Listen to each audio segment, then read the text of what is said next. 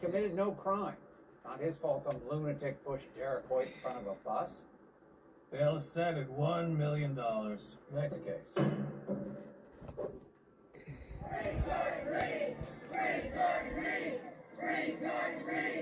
much for the advantage. He definitely has a hardcore following. That's why we're here in the first place. Derek Hoyt was a kind, decent husband and father. He was also an aspiring politician with a bright future.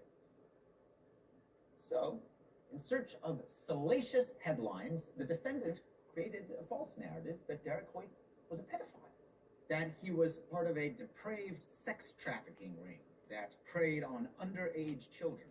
To help perpetuate this disgraceful fiction, he disseminated fake photos of Derek Hoyt and young girls on the internet. You see, inventing mythical enemies is a part of the defendant's business model. He creates clickbait. He provides exciting liberal enemies for his followers to hate. He then posts about these dangerous fascists and anti-Americans on his websites, talks about them on his streaming platforms and podcasts. But the only thing he really cares about is money. Monetizing the outrage and venom. That's how the defendant built his billion-dollar media empire. In simplest terms, the defendant made Derek Hoyt an enemy of the far right, then offered Manny Lopez, a misguided but intelligent, patriotic ex-Marine, a financial reward to kill that enemy. And Manny Lopez did. He pushed him in front of a bus.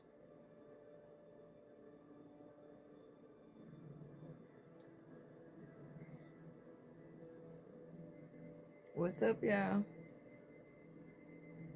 Tomorrow you'll hear from Mr. Lopez himself. He will describe this murder for hire arrangement in more detail and make it clear the defendant should be held accountable for Mr. Hoyt's death.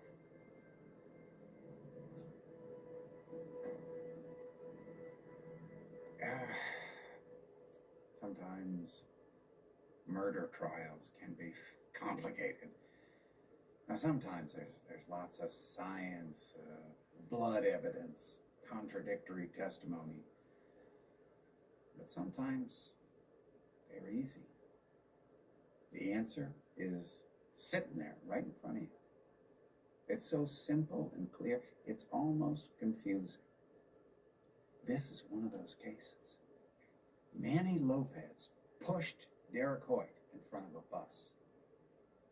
Jordan Reed didn't. To hold him guilty for another man's act of violence is contrary to the intent of the law and a dangerous attempt to criminalize the expression of free speech. If I say the coach of the New York Jets is terrible, right? I mean, he's an idiot. He deserves to die. And the next day, some lunatic kills him, pushes him in front of a bus, for example. Am I responsible for what this deranged football fan did? No, of course not. Manny Lopez killed Derek Hoyt. Jordan Reed did not. Like I said, sometimes cases are easy. Okay, we're adjourned.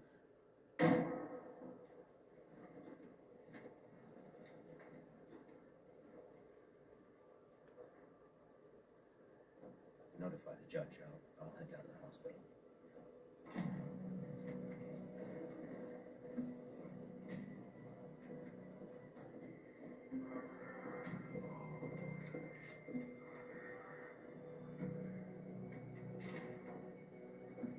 Excuse me. I'm looking for Manuel Lopez. I was told he was just rushed to the ER. And you are? Assistant District Attorney Nolan Price. Manny's supposed to be testifying in a murder trial tomorrow morning. Well, I'm afraid that's not possible. He's dead. Dead? He hanged himself early this morning in his cell. We tried to revive him, but there was nothing we could do.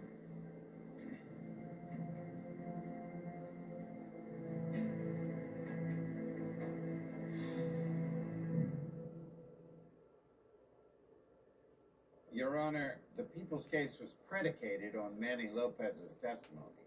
He was, in effect, the only piece of evidence that could establish that Mr. Reed hired him to kill the victim.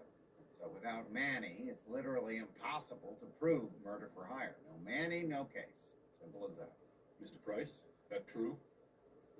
Is Mr. Lopez the only ace up your sleeve? Do you have anything else that gives you a puncher's chance to prove your case? Not at the moment.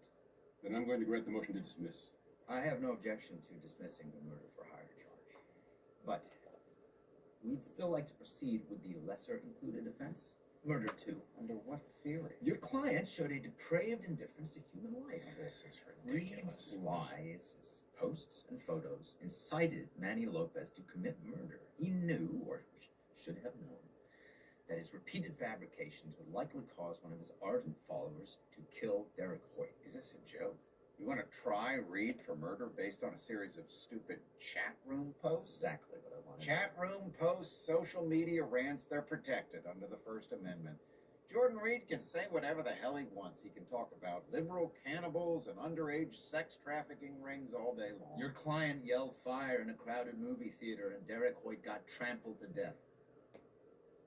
We have every right to move forward on murder 2. I agree with Mr. Price. There's a case here.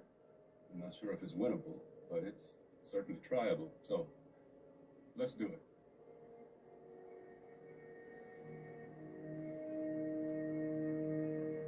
When the photos were enlarged, significant pixelation and discoloring were evident. 2 telltale signs of alteration. So they're fake. They were photoshopped. Yes, the images from the young girl's legitimate social accounts were copied and then transposed onto photos with Derek Hoyt and vice versa. These fake photos were posted to a virtual community called Rogue Wave, a place where believers in the so-called QAnon conspiracy theory gather to share ideas. Were you able to determine which IP address they were sent from? Yes, IP address 198.51.1000/24. These statements also posted to Rogue Wave. Do you know which IP address they came from? Yes, same one.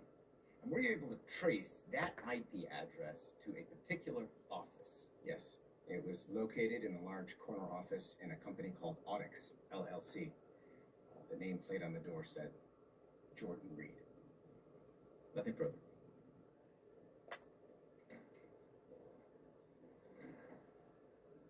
You have no proof Mr. Reed actually created those photos, correct?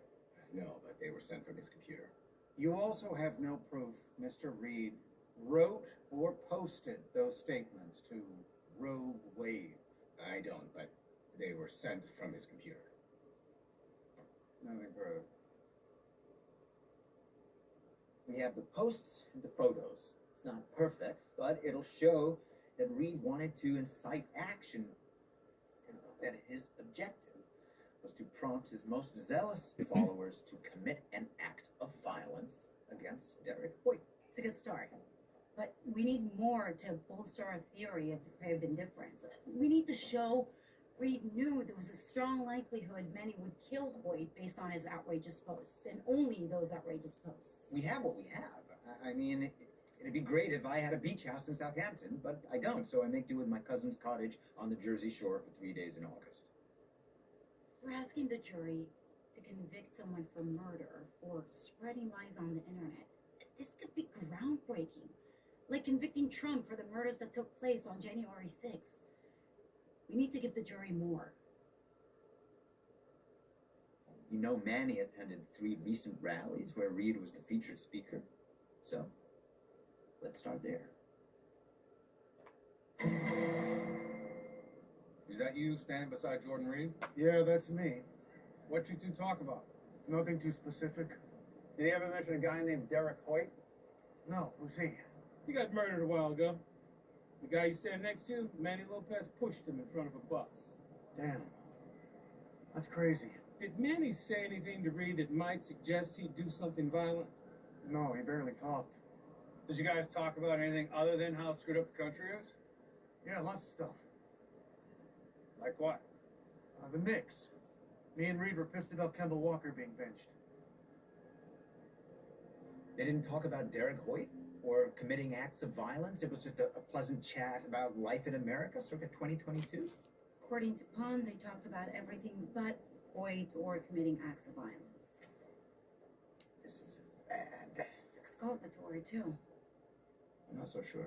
Contradicts our entire thesis that Reed was baiting his followers to attack Hoyt. This is just one conversation, one simple soundbite. A simple soundbite that favors the defendant. You're right. We need to notify defense, let them know what we found. And then we need to get back to work and figure out how to win this damn case.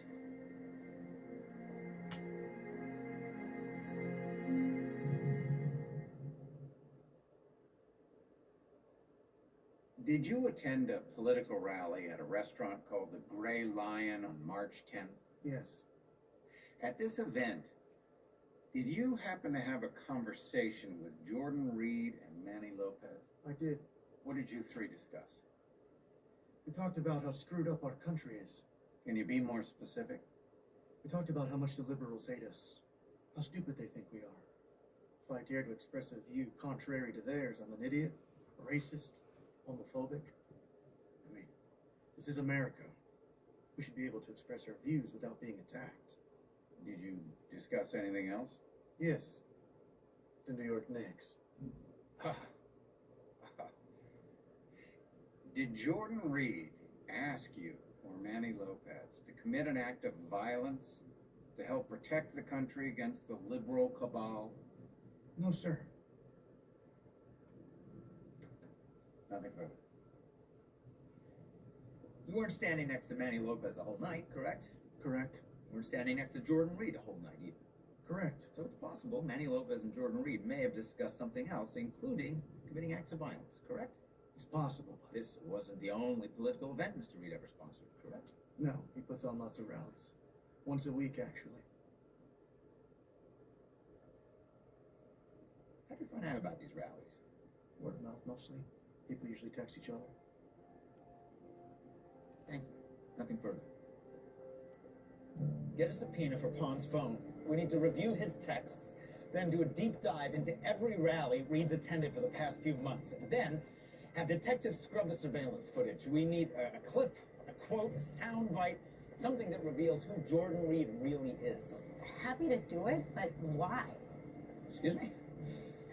We rested our case 2 days ago. Even if we find something interesting, we can't introduce it. We can use it on cross.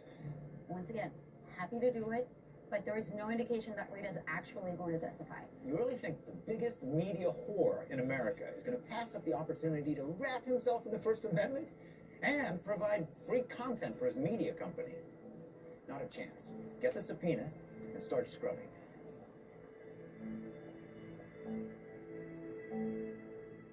Have you spent any time in a chat room called Rogue Wave? I'm aware of it, but I've actually never participated in any online discussions. Like I said, we have over 500 employees at the company, and most of them are very patriotic too. So it's possible one of them might have used my computer. Mm-hmm. Nothing further. You ready? Highly unusual for an employee to use the CEO's office without his knowledge or permission, correct? Not at my company. We have an open and inclusive culture. Doors are never closed. And in fact, most offices don't even have doors. Your office has a door. Yes, but I never close it or lock it. Your computer has a password, correct? It does, yes, but it's written on one of those yellow sticky things.